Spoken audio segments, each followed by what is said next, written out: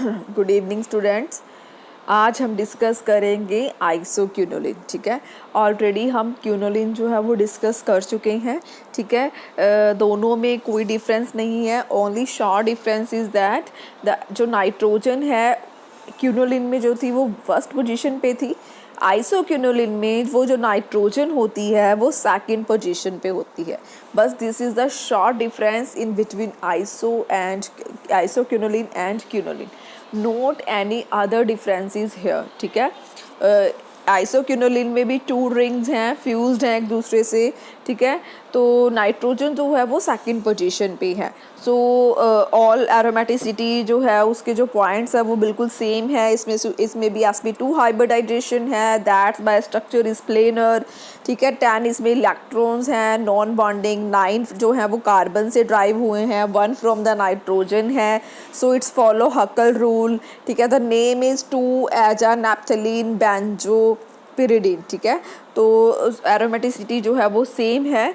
ठीक है, तो नेक्स्ट है सिंथेसिस। अगर हम सिंथेसिस की बात करें तो सिंथेसिस जो है जो फर्स्ट सिंथेसिस है वो है विश्लर-निप्राल्स्की आइसोक्यूनोलिन सिंथेसिस।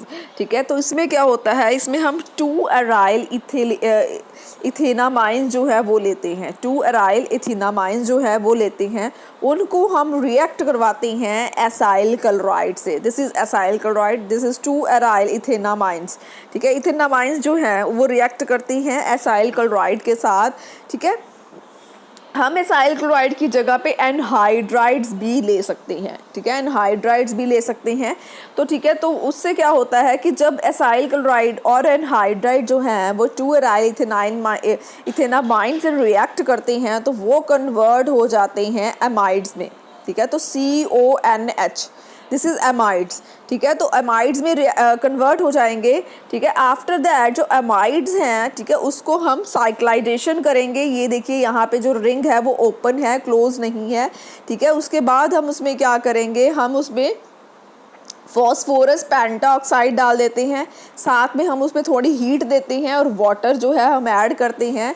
उससे क्या होगा, ये जो रिंग इसे जो है वो साइक्लिक फॉर्म में कन्वर्ट हो जाएगी। ठीक है, इसमें जो रिंग्स हैं वो बन जाएंगी। ठीक है, तो पहले क्या थे, अमाइड्स थे। ठीक है, अमाइड्स जो हैं वो रिंग जो है ओपन थी यहाँ से, तो हम क्या करेंगे, हाइड्रोलाइसिस कर देंगे। जब हाइड्रोलाइसिस करेंगे तो यहाँ से यहाँ से H जो है हाइड्रोलाइज हो जाएंगे, तो यहाँ पे एक बॉन्ड फॉर्म हो जाएगा, तो रिंग्स फॉर्म हो जाएंगी यहाँ पे।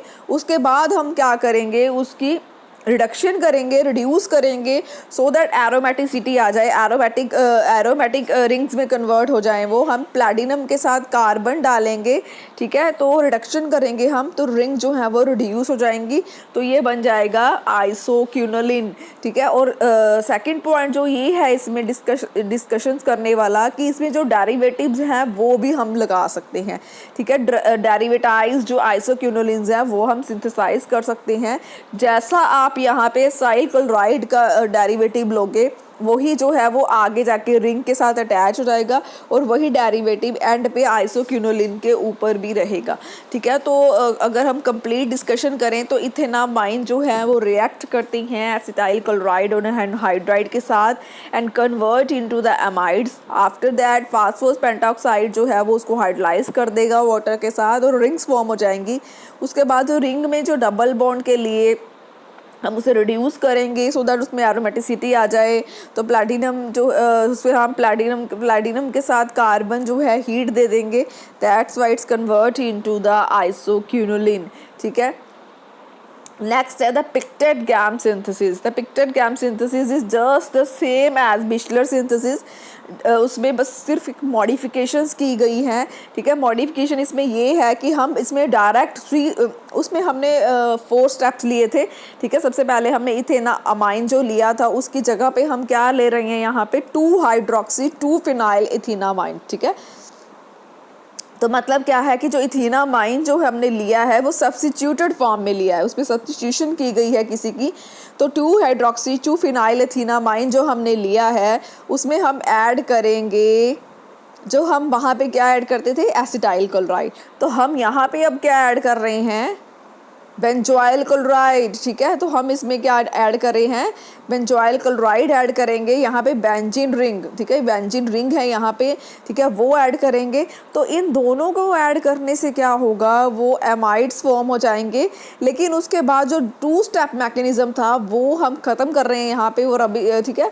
तो उसमें इसमें हम डायरेक्ट क्या करेंगे, POCl3 जो है वो ऐड करेंगे। इससे क्या हाइड्रोलाइसिस हो जाएगी और डायरेक्ट हमारे पास आइसोक्विनोलिन जो है वो सिंथेसाइज्ड हो जाएगी, ठीक है।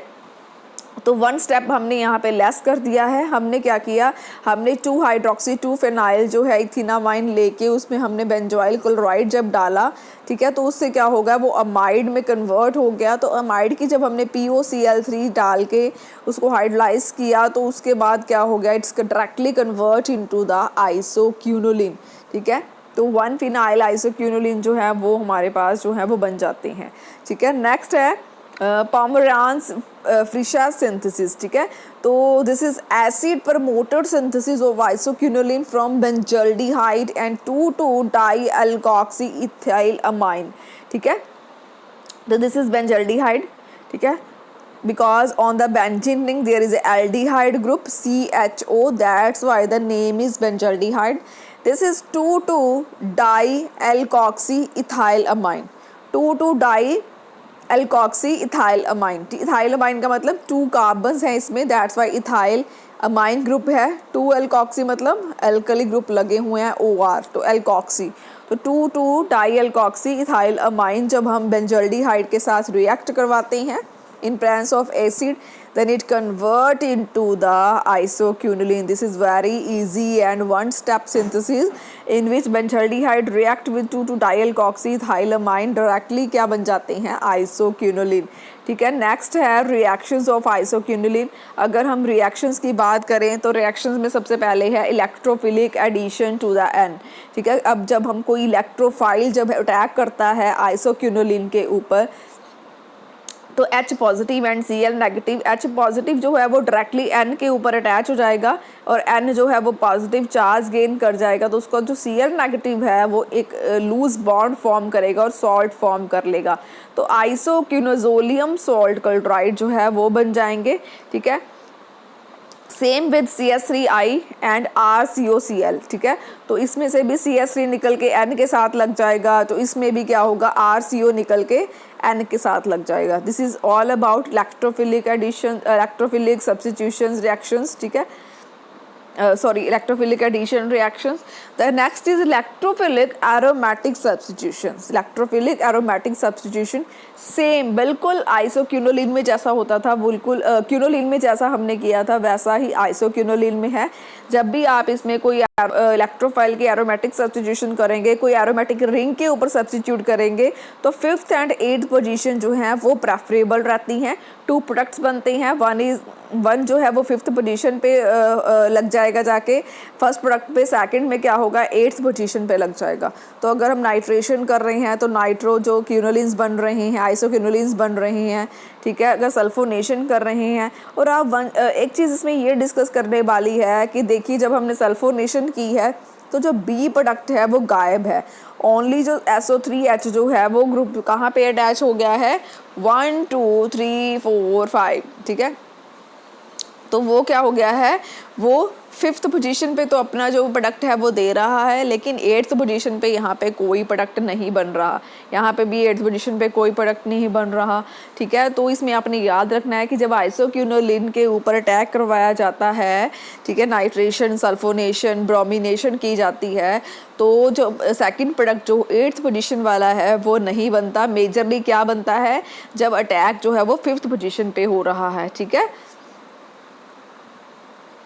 नेक्स्ट है रिडक्शन रिएक्शंस। रिडक्शन रिएक्शंस में क्या है, अगर आप आइसोक्विनोलिन में, ठीक है, उसको रिड्यूस करना चाहते हैं तो आपने क्या करना है, उसमें डाईथाइल एल्यूमिनियम हाइड्राइड डाल देना है, ठीक है, सोडियम इथेनॉल डाल देना है और हाइड्रोजन प्लैटिनम की प्रेजेंस में, ठीक है। जब आप ये डालोगे तो फर्स्ट ऑफ ऑल जब आप डाईथाइल एल्यूमिनियम हाइड्राइड डालोगे तो उसमें क्या होगा, एक बॉन्ड रिड्यूस हो जाएगा, ठीक है, ये वाला बॉन्ड रिड्यूस हो जाएगा। जब आप सोडियम इथेनॉल डालते हैं तो ये वाला बॉन्ड भी रिड्यूस हो जाएगा और ये वाला बॉन्ड भी रिड्यूस हो जाएगा। बट जब आप हाइड्रोजन डालते हैं प्लैटिनम के ट्रांस में, तो जो उसके जो नाइट्रोजन रिंग के साथ वाली जो रिंग है, फ्यूज रिंग जो है, उसमें से जो बॉन्ड्स हैं वो सारे के सारे उसकी जो सारे बॉन्ड्स हैं वो गायब हो जाएंगे, क्योंकि इनकी रिडक्शन हो जाएगी इस रिंग की, ये वाली रिंग जो है वो रिड्यूस हो जाएगी। ठीक है, तो आपने याद कर लेना है कि when we add diethyl aluminium hydride only one bond is missing from the product. When we add sodium ethanol two bond missing from the product. But when we add hydrogen in the presence of platinum, then the ring that does not contain nitrogen is completely reduced here। ठीक है, all the bonds are missing from the ring। ठीक है, तो next है oxidation reactions. अगर हम oxidation की बात करें, आइसोक्यूनोलिन में अगर हम पोटाशियम परमैंगनेट डालते हैं, this is strong oxidising agent, then is oxidise easily to the rings. ठीक है, तो ऑक्सीडेशन हो जाती है, एक बार ये वाली रिंग ऑक्सीडाइज होगी, सेकेंड टाइम ये वाली रिंग ऑक्सीडाइज होगी। दैट्स वाई जो प्रोडक्ट बन रहे हैं, ठीक है, यहाँ पे COOH लगा दीजिए और यहाँ पे COOH लगा दीजिए। सेकेंड टाइम क्या करेंगे हम, यहाँ पे COH लगा देंगे यहाँ पे, तो 2 प्रोडक्ट्स बनेंगे। एक बार ये रिंग के साथ COH लग जाएंगे और सेकेंड टाइम जो N कंटेनिंग रिंग है उस रिंग के साथ COOH लग जाएंगे। तो 2 प्रोडक्ट्स यहाँ पे फॉर्म हो रहे हैं, phthalic acid and pyridine 3,4 dicarboxylic acid. ठीक है, phthalic acid and pyridine 3,4 dicarboxylic acid. ठीक है, नेक्स्ट जो आइसोक्यूनोलिन में अगर आप पोटाशियम परमैंगनेट के साथ न्यूट्रल इन्वायरमेंट जो है वो देते हैं, then it convert into the phthalimide. ठीक है, थैलेमाइड में कन्वर्ट हो जाएगा। ये आपने प्रोडक्ट का स्ट्रक्चर याद कर लेना है, क्योंकि इसमें फ्यूज़न हो गई है, जो एक रिंग है उसमें से एक कार्बन जो है वो रिड्यूस हो गया है। ठीक है, थैलेमाइड में कन्वर्ट हो जाएंगे। ठीक है, नेक्स्ट है Chichi बेबिन reaction, nucleophilic substitution reaction. ठीक है, तो इसमें भी बिल्कुल सेम है। When you add sodamide in the presence of ammonia and heat, this ammonia extracted out from sodamide and attach on the first position. ठीक है, फर्स्ट पोजीशन पे, उसमें वहाँ पे सेकंड पोजीशन में अटैच होता था और यहाँ पे सेकंड पे N लगा हुआ है, दैट्स वाई जो NH2 ग्रुप है वो अटैच हो जाएगा फर्स्ट पोजीशन पे, तो बन जाएगा 1 amino isoquinoline, 1 amino isoquinoline. This is Chichibabin reaction. ठीक है, नेक्स्ट इज मेडिसिनल यूजेस। अगर मेडिसिनल यूजेस की बात करें तो first example is neuromuscular blocking agent. Neuromuscular blocking agents, neuromuscular blocking agents क्या होते हैं, जो हमारे मसल्स हैं, ये हमारे ब्रेन के जो न्यूरॉन्स हैं उसके थ्रू हमारे मसल जो है वो काम करते हैं। ठीक है, मान लीजिए मैं आपको कहती हूँ कि आप ये चीज़ उठाइए टेबल से, तो टेबल पे चीज़ उठाने के लिए आपका जो ब्रेन है वो आपके मसल्स को मैसेज भेजता है, तो आपके मसल जो है वो कॉन्ट्रैक्ट एंड रिलैक्स करते हैं।